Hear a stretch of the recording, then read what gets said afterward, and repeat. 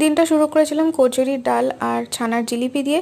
তোমরা কারা কারা ছানার জিলিপি ভালোবাসো কমেন্টে অবশ্যই আমাকে জানাবে।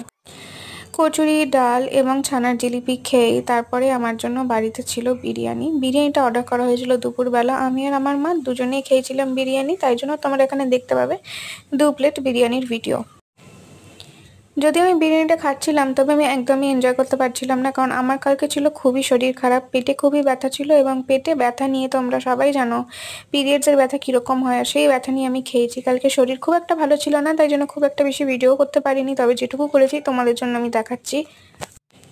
চিকেনের পিসটা মোটামুটি ভালোই দিয়েছিল, খুব একটা খারাপ দেয়নি, তবে আলুটাও ভালো সেদ্ধ হয়েছিল এবং সেই আলু আর এই চিকেন দিয়ে ভালো করে মেখে একটু স্যালাড দিয়ে আমি বিরিয়ানিটা কালকে খেয়ে নিয়েছিলাম। এবং বিরিয়ানি খাওয়ার পর আমার মা তারপর জোর করে আইসক্রিমটা অর্ডার করালো। মা আমাকে ব্লিঙ্কিটে আইসক্রিমের এত দাম দেখে আমার মাথা ঘুরে গেছিলো, তাই জন্য আমি